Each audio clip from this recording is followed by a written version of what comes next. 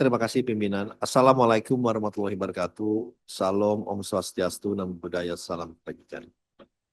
Pertama-tama kami mengucapkan terima kasih yang setinggi-tingginya kepada yang terhormat pimpinan dalam hari ini Ketua Komisi 12 Bapak Bambang Padijaya dan juga tentunya kepada yang terhormat Wakil Ketua Komisi 12 Bapak Doni Mariadi Ukon, kepada yang terhormat Wakil Ketua Komisi 12 Bapak Sugeng Suparwoto dan juga yang terhormat Wakil Ketua Komisi 12 Ibu Putri Zulkifli Hasan, dan tentunya yang saya selalu hormati dan banggakan Bapak dan Ibu anggota Komisi 12 DPR RI serta hadirin yang berbahagia.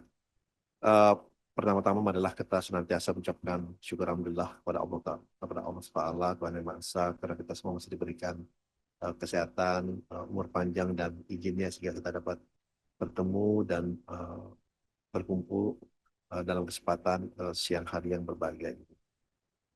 Izinkan kami dari Kementerian Investasi dan Hilirisasi menyampaikan beberapa hal, termasuk yang paling penting adalah realisasi investasi 2025 yang tadi pimpinan sudah menyinggung sedikit mengenai itu, dan juga tentunya mengenai program strategis tahun 2026, sehingga apa yang ditargetkan, apa yang sudah dicanangkan itu bisa berjalan dengan baik. Izinkan saya memulai presentasi atau paparan kami, pimpinan. Uh, ini hanya uh, ini hanya flashback sedikit saja untuk memberikan gambaran bahwa memang ini adalah target yang dicanangkan oleh Bappenas yang diberikan kepada kami dalam 5 tahun ke depan dalam rangka kita bisa mencapai pertumbuhan perekonomian 8%. Karena memang peran dari investasi ini menjadi sangat penting karena kontribusi dari investasi terhadap pertumbuhan perekonomian kurang lebih mencapai sekarang meningkat 29-30%. Nah, kalau kita lihat memang alhamdulillah di tahun 2026 ini, kalau kita lihat memang selama 5 tahun ke depan pertumbuhan yang dicanangkan adalah total 13.032 triliun, yang dimana memang itu peningkatan 43% dibandingkan oleh 10 tahun terakhir, yang investasi yang masuk adalah 9.117 triliun berbanding 13.032 triliun pada 5 tahun ke depan. Ini hanya untuk memberikan perbandingan bahwa memang tugas yang diberikan kepada kami Kementerian Investasi dan Hilirisasi BKPM ini tentunya suatu hal yang tidak mudah, tetapi insya Allah kami bisa mencapainya. Alhamdulillah di tahun 2025 tadi setelah sudah disampaikan bahwa pencapaian dari investasi itu mencapai 101,3% atau tepatnya 1.905,6 triliun, dan itu peningkatan kurang lebih 12,7% dibandingkan tahun sebelumnya. Dan ini juga menciptakan lapangan pekerjaan, serapan tenaga kerjanya itu adalah 2.710.532 orang. Oke, mohon maaf. Pencapaiannya 1.931,2 triliun atau peningkatan 12,7%. Dari serapan tenaga kerjanya juga itu peningkatan 10,4% dibandingkan oleh tahun sebelumnya. Dan untuk lebih pembagian dari penanaman modal asing maupun penggunaan dalam negeri itu kurang lebih 46,6% itu adalah dari penanaman modal asing atau 900,9 triliun, dan dalam negeri itu adalah 53,4% atau 1.030 triliun. Dan kalau kita lebih dalam lagi, investasi ini justru lebih banyak tercipta di luar Jawa, itu kurang lebih 51,3% atau 961,2 triliun. Jawa kontribusinya 48,7% atau 940 triliun. Next. Nah, kalau kita lihat lebih lanjut lagi, ini adalah kontribusi daerah yang mendapatkan investasi baik dalam maupun luar negeri. Kalau kita lihat memang 5 besarnya ini masih Jawa Barat, Jakarta, Jawa Timur, Banten, dan Sulawesi Tengah, yang dimana di Jawa Barat menyumbangkan 15,4% atau 296,8 triliun, disusul oleh Jakarta 270 triliun atau 14%, Jawa Timur 145,1 triliun atau 7,5%, Banten nomor 4 dengan 130,2 triliun atau 6,7%, kemudian Sulawesi Tengah di nomor 5 sebesar 127,2 triliun atau 6,6%. Itu adalah lima besarnya, eh, eh, dan kemudian dilanjutkan juga Maluku Utara sebenarnya di nomor 6 90,7 triliun. Nah, itu kurang lebih dari enam besaran lokasi investasi dalam negeri maupun luar negeri pada Januari sampai dengan Desember 2025. Nah, kalau kita lebih lihat dari sektornya, ini 10 besarnya ada di sini, tapi 5 besarnya adalah dari industri eh, logam dasar, barang logam dan bukan mesin atau peralatan itu kurang lebih 13,8%, 13,6% atau 262 triliun, kemudian disusul oleh transportasi, pergudangan dan telekomunikasi 211 triliun atau 10,9%, pertambangan 10,3% atau 199,6 triliun, jasa lainnya 170,5 triliun atau 8,8%, disusul oleh perumahan, kawasan industri dan perkantoran 140,4 triliun atau 7,3%. Kemudian baru disusul oleh industri-industri lainnya. Nah, kalau kita lihat berikutnya, negara mana saja yang memberikan kontribusi terhadap investasi yang masuk dari PMA, ini kalau kita lihat memang selama 10 tahun terakhir ini Singapura memang konsisten di nomor pertama. Tapi sebetulnya kalau kita lihat lebih lanjut, sebetulnya kalau kita gabung Hong Kong dan Tiongkok, sebetulnya angkanya lebih besar investor dari China. Tetapi memang kita dari dulu tuh membedakan antara Hong Kong dan juga investasi yang masuk dari Tiongkok. Nah, kalau kita lihat dari 10 besar negara PMA yang melakukan realisasi investasi pada tahun 2025, Singapura ini memberikan eh, kontribusi kurang lebih 17,4 miliar dolar, sehingga menempatkan Singapura sebagai investor terbesar. Kemudian disusul oleh Hong Kong 10,6 miliar dolar, kemudian Tiongkok 7,5 miliar dolar, disusul oleh Malaysia 4,5 miliar dolar, kemudian Jepang 3,1 miliar dolar, dan juga eh, Amerika Serikat itu 2,9 miliar dolar, kemudian Korea Selatan 1,9 miliar dolar, Belanda juga ini selalu yang terbesar dari negara-negara Eropa, itu kurang lebih 1,1 miliar dolar, disusul juga oleh Australia 0,7 miliar dolar. Jadi memang kita catat adalah dari negara asal mereka apa melakukan investasi tercatatnya ke Indonesia. Nah, next, nah yang berikutnya kami ingin menyampaikan karena apa tupoksi kami adalah sebagai Kementerian Investasi dan juga Hilirisasi. Jadi dalam kesempatan ini izinkanlah kami juga menyampaikan kontribusi realisasi investasi di tahun 2025 ini yang berasal dari hilirisasi itu kurang lebih apa mencapai 30,2% dari total investasi yang masuk, itu 30,2% berasal dari hilirisasi. Dan itu nilainya kurang lebih 584,1 triliun atau peningkatan yang cukup signifikan atau 43,3% dibandingkan tahun sebelumnya. Nah, kalau kita lihat lebih lanjut lagi, memang eh, investasi ini masih terkonsentrasi di mineral. Tapi alhamdulillah sekarang di tahun ini, di tahun 2025 dan ke tahun ke depannya, kami melihat investasi yang non mineral yang dari hilirisasi ini juga sudah mulai berjalan. Eh, Baik di perkebunan dan kehutanan itu kurang lebih 144,5 triliun, minyak dan gas bumi 60 triliun, dan juga perikanan dan kelautan 6,4 triliun. Jadi eh, yang kami melihat selain mineral akan meningkat, tapi juga perkebunan dan kehutanan karena dari segi penyerapan tenaga kerja, hilirisasi di bidang perkebunan dan kehutanan ini memang lebih besar. Contohnya saja kita eh, juga baru melakukan investasi untuk hilirisasi di bidang kelapa. Investasinya dibandingkan mineral itu memang berbeda jauh, hanya 100 juta dolar, tapi penyerapan tenaga kerjanya itu mencapai 10.000 orang. Nah, ini juga yang kita dorong dan investasinya baru masuk, sedang melakukan konstruksi, yang dimana akhir tahun 2026 insya Allah itu akan selesai investasi di bidang pengelolaan kelapa ini. Kemudian di perikanan dan kelautan ini juga kita lihat akan meningkat karena terutama di bidang ikan, garam, dan juga rumput laut.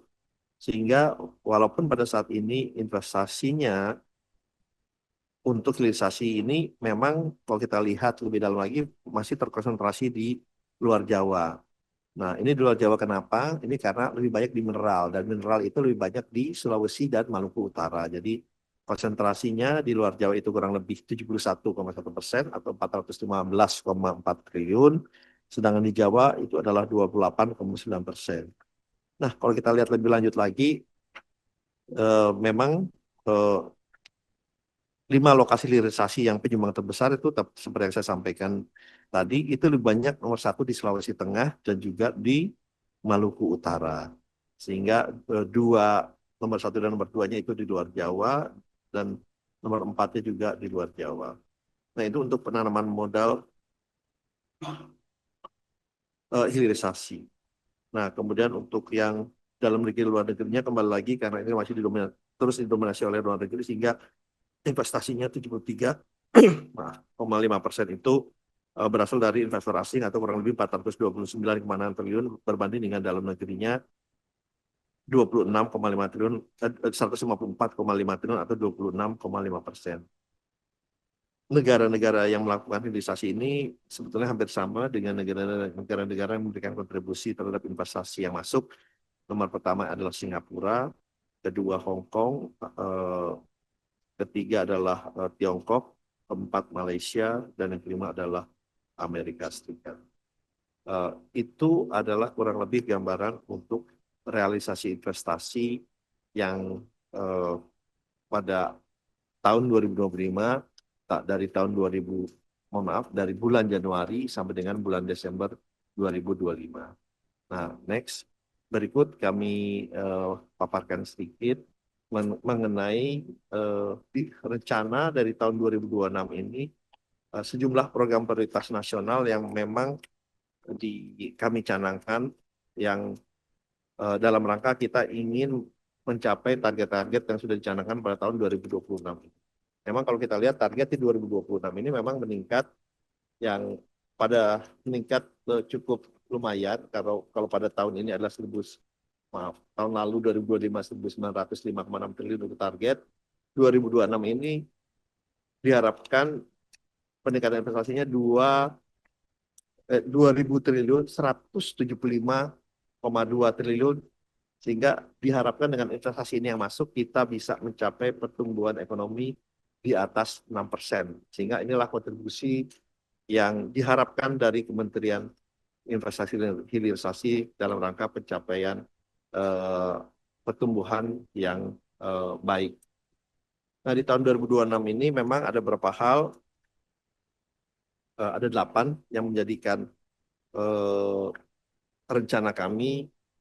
Yang pertama adalah eh, pemeliharaan sistem perizinan dan berusaha atau integrasi secara elektronik. Tadi saya sempat ingin sedikit bahwa ini memang eh, hal yang kita harus prioritaskan karena ini adalah ujung tombak kita dari OSS ini. Nah, yang ingin saya sampaikan walaupun nanti mungkin ini berhubungan juga dengan bagaimana kita mengakselerasi ini karena ada implementasi dari peraturan pemerintah 28 tahun 2025. Jadi eh, yang dimana kita ini sekarang mengintegrasikan secara full perizinan dari 28 kementerian.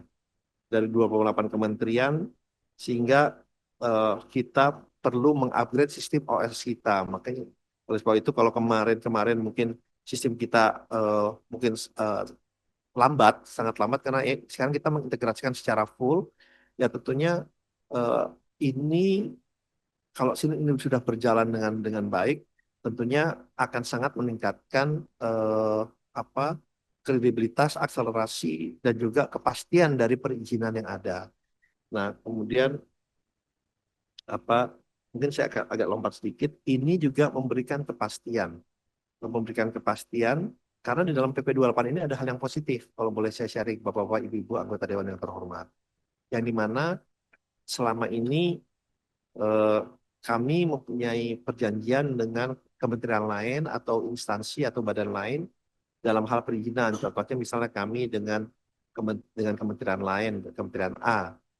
Misalnya kita sudah menyetujui dari segi jangka waktunya atau kita bilang itu service level agreement-nya, misalnya dalam jangka waktu 20 hari mereka harus sudah reply ke kami, tetapi dalam kenyataannya memang karena ini dilakukan secara manual atau tidak terintegrasi secara full, itu bisa lebih dari 20 hari, bahkan bisa sampai 6 bulan, ada yang bahkan sampai setahun.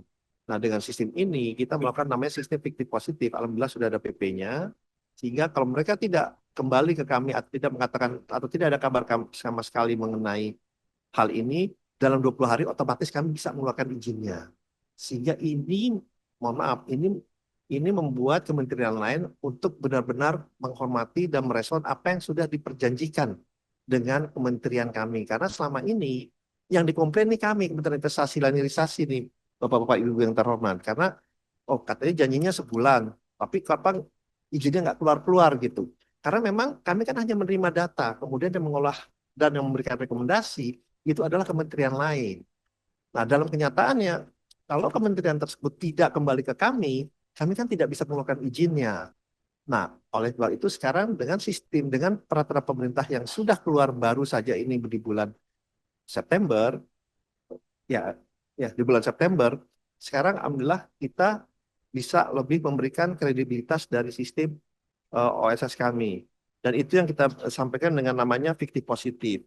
Dan boleh saya sampaikan bahwa dengan sistem fiktif positif ini sudah ada 185 perizinan yang kami keluarkan apa berdasarkan PP 28 ini. Jadi karena dari kementerian lain tidak respons kepada kami, otomatis kami bisa mengeluarkan izinnya berdasarkan PP itu dan kami sudah keluarkan 185 perizinan dari sejak bulan September.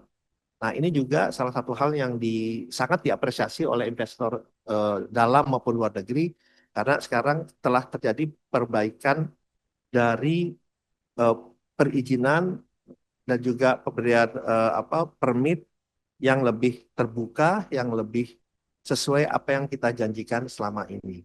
Karena mohon maaf, ada perizinan bahkan yang sampai usianya hanya 20 hari atau 30 hari bisa sampai setahun sampai 2 tahun yang selama ini tidak berubah. Nah, itu yang boleh sampai yang ingin saya sampaikan. Jadi ada 26 kementerian yang sekarang eh, terhubung kepada kami eh, dan tapi yang sudah terhubung secara penuh itu baru 16 kementerian pada saat ini. Karena memang sistemnya ini mesti kita sempurnakan karena tiap kementerian kan juga mempunyai sistem yang berbeda dengan sistem OSS kami. Tapi pada eh, prinsipnya, alhamdulillah semua kementerian itu apa bekerja sama dan ingin melakukan hal ini sesuai dengan PP yang baru atau PP nomor 28 ini. Nah, itu yang bisa saya sampaikan. Kemudian berikutnya adalah ya ini adalah rencana hilirisasi yang memang kita canangkan dalam 4 tahun ke depan. Itu memang tadinya ada 28 tapi ada 15 komoditas prioritas yang kita lebih ciutkan lagi berdasarkan RPJMN dan kalau kita lihat kita sudah memetakan baik dari segi lokasi, tempat, investornya dan juga teknologinya. Walaupun dari yang kita cantumkan ini sudah ada beberapa yang sudah berjalan, tetapi kita ingin lebih tingkatkan lagi sehingga beberapa hal seperti penguatan kebijakan, pengawalan dan juga perluasan sektor ini terus kami pantau dan ini adalah 15 proyek hilirisasi yang menjadi prioritas dan ini pun kita eh, sejajarkan dengan investasi yang baik yang masuk dari dalam maupun luar negeri. Berikutnya kita pun memetakan potensi-potensi yang ada di daerah karena kami mempunyai juga PTSP atau perizinan satu pintu yang berada di seluruh daerah yang memberikan masukan program-program atau proyek-proyek apa yang yang siap untuk diikutsertakan di dalam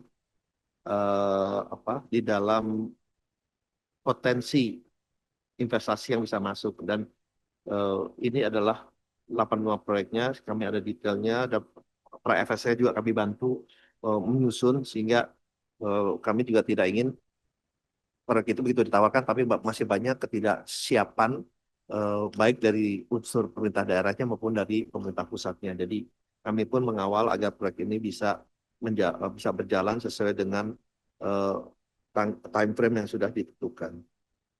Berikutnya adalah perluasan peningkatan kerjasama internasional dengan negara lain atau mitra strategis. Kami pun di Kementerian Investasi ini berperan aktif walaupun ini dipimpin oleh Menko Perekonomian maupun Kementerian Perdagangan. Kerjasama baik itu sifatnya Free Trade Agreement atau SEPA, kita pun memberikan eh, masukan bagaimana eh, arus investasi Indonesia ini bisa meningkat, bisa kompetitif, dan hal-hal apa saja agar implementasinya itu bisa berjalan. Jadi yang mungkin yang kita ketahui bersama yang baru selesai eh, pembahasannya itu adalah dengan Indonesia dan Kanada, SEPA atau Comprehensive Economic Partnership Agreement sudah ditandatangani. Kebetulan saya juga berada di sana langsung. Kemudian juga dengan negara-negara Eropa atau Eropa EU SEPA itu juga sudah selesai. Kemudian juga eh, BIP dengan negara-negara lainnya. Tapi dan OECD kita juga sedang terus memberikan masukan. Jadi itu adalah beberapa kerjasama yang masih berlangsung.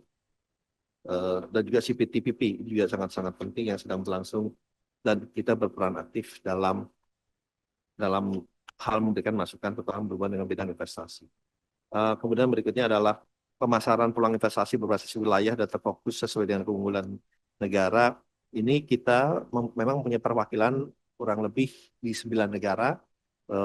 Kita punya IPP atau Indonesia Investment Promotion Center itu ada di Abu Dhabi, Beijing, London, New York, Seoul, Singapura, Sydney, Taipei, dan Tokyo. Nah, kemungkinan besar kita juga akan menambah di selatan dan juga di Shanghai. Itu juga rencananya. Dan karena dengan adanya IPP ini kita bisa aktif approach gitu kepada para potensial investor di sana untuk mendengarkan apa saja eh, keinginan, kemudian hal-hal yang sesuai dengan trennya, sesuai dengan eh, teknologinya, sesuai dengan kebutuhan tenaga kerjanya, sehingga kami bisa mengantisipasi terlebih dahulu. Dan juga kita bisa dan di satu sisi kita juga bisa menyampaikan ke mereka program-program hilirisasi yang memang terutama di China ini mempunyai appetite atau interest yang sangat-sangat tinggi dan kita juga sampaikan apa saja perubahan-perubahan kebijakan dari segi regulasi dan policy kepada mereka sehingga mereka pun bisa mengantisipasi kegiatan-kegiatan kami itu. Nah, tentunya itu yang bisa saya sampaikan untuk pemasaran peluang investasi. Kemudian yang kemudahan dan percepatan perizinan berusaha termasuk pelayanan dan pendampingan pelaku usaha tadi saya sudah sampaikan menyinggung mengenai PP 28 dan kami juga sekarang kami memang sedang memperkuat sistem proses kami karena terintegrasi itu baru di level kementerian memang rencananya nanti nextnya integrasi di level berikutnya atau di level provinsi. Nah itu memang rencana kami dan kami pun sekarang sedang membantu eh, banyak daerah untuk menyiapkan rencana detail tata ruangnya secara elektronik. Ini kita juga memberikan asistensi bersama-sama dengan Kementerian ATR BPN. Sehingga ini akan menjadi menciptakan lebih mempercepat atau mengakselerasi perizinan secara terbuka dan transparan. Dan yang berikutnya adalah fasilitasi penyelesaian kendala realisasi investasi dan pengawasan berbasis risiko. Ya, dalam hal ini kami juga berkoordinasi dengan semua kementerian yang ada bagaimana kita mencari debottlenecking untuk hal-hal yang menjadi kendala dalam realisasi investasi, termasuk juga melalui IIPC kita, apabila itu di luar negeri, dan juga tentunya melalui PTSP dan kementerian lainnya, sehingga salah satu yang kami lakukan adalah pembentukan desk investasi di Batam, yang memang eh, Batam ini sebagai daerah FTZ atau Free Trade Zone Area, dan ternyata menghasilkan hal yang positif sehingga peningkatan investasi di Batam mencapai kurang lebih 24% dan dengan adanya ini. Dan berikutnya adalah peningkatan iklim investasi yang berdaya saing. Kami kembali lagi terus melakukan evaluasi, membandingkan dengan beberapa negara lain apa saja reform yang mereka lakukan, baik dari segi policy dan kebijakan, sehingga kita pun juga bisa memperbaiki itu dalam rangka meningkatkan iklim investasi kita. Dan juga salah satu acuan yang kita lakukan adalah kalau dulu di World Bank melakukan Ease of Doing Business Ranking, sekarang mereka berubah menjadi namanya Be Ready. Dan memang dari Be Ready ini kita mempunyai 10 kriteria diikuti oleh 101 negara dan skor kita memang kurang lebih 65,82 dan mereka menyampaikan beberapa hal yang perlu ditingkatkan sehingga dengan adanya peningkatan ini baik itu, dan walaupun ini juga melibatkan beberapa menteri lainnya, kita sudah sampaikan agar lagi iklim investasi kita bisa meningkat. Dan kalau yang terakhir ini saya rasa ini adalah program prioritas pendukung bagaimana kita lebih meningkatkan sumber daya manusia kita yang berada di kementerian dan juga pengisian dari tim agar lebih lengkap sehingga uh,